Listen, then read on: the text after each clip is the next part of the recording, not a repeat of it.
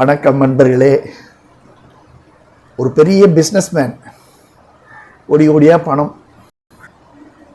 அந்த பிஸ்னஸில் அவ்வளோ ஈடுபாடு அவருக்கு.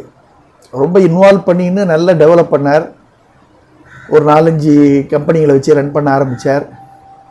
நல்ல அருமையான பங்களா, அருமையான மனைவி, ஒரு பையன், ஒரு பொண்ணு, எல்லோரும் வளர்ந்து ஆளாயிட்டாங்க.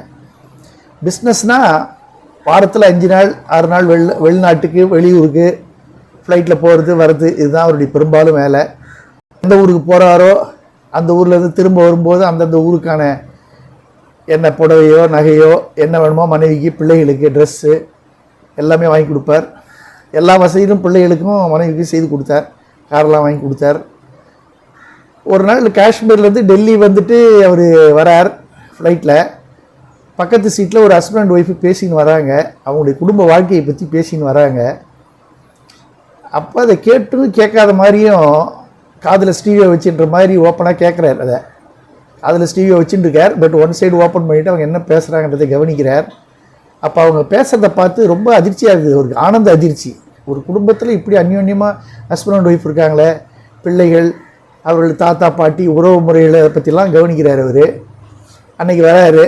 வந்துட்டு நம்மளும் அந்த மாதிரி மனைவி மகனோட சந்தோஷமாக இருக்கணும் அப்படின்னு நினச்சின்னு மனைவிட்ட வந்து பேச ஆரம்பிக்கிறார். மனைவி அந்த நேரம் ஏதோ பிஸியாக இருக்காங்க. சரிங்க, நான் கொஞ்சம் வெளியே போகிற வேலை இருக்குது, போயிட்டு வந்து உங்கள்கிட்ட பேசுகிறேன் அப்படின்ட்டு போயிட்டு வந்துடுறாங்க.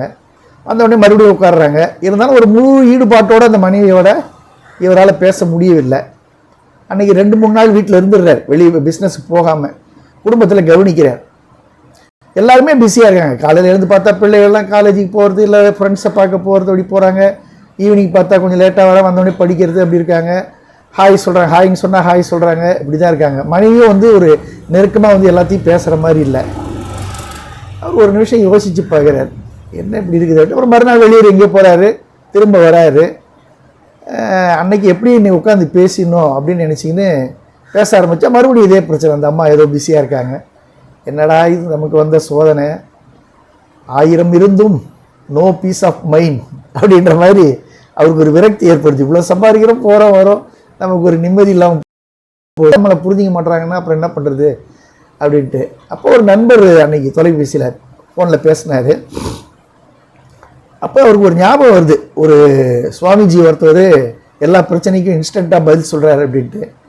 அந்த சுவாமிஜியை பார்க்கணுன்ட்டு போகிறார். ஃப்ளைட்டில் போகிறாரு.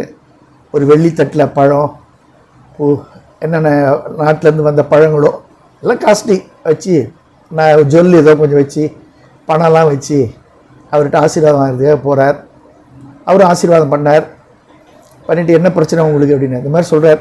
நான் நிறைய பிஸ்னஸை நல்லா சம்பாதிச்சுட்டு போயிட்டேன்.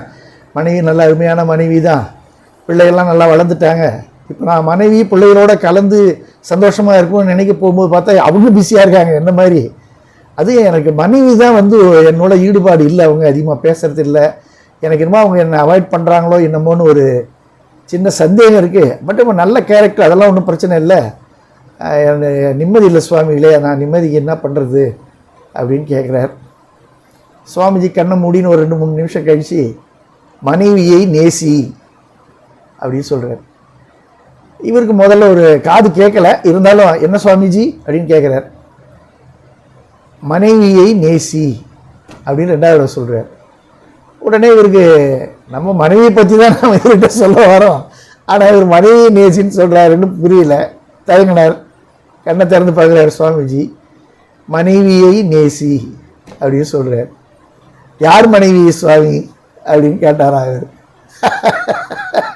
அது உடனே அந்த சுவாமியார் சொன்னாரா, உனக்கு மன நிம்மதியும் வராது, உனக்கு சந்தோஷமும் வராது, குடும்பத்தில் உனக்கு நிம்மதி இருக்காது அப்படின்னு சொல்லி ஆசீர்வாதம் பண்ணார். இந்த கதையில் என்ன தோணுதுன்னா, அப்பப்போ ஒரு 10 நிமிஷம் டெய்லி பிள்ளைகிட்டையும் மனைவிகிட்டையும் உட்காந்து குடும்ப நிலவரங்களை பேசுறது, ஒரு அன்பை பரிமாறிக்கிறது, அப்படிலாம் டெய்லி இருக்கணும்.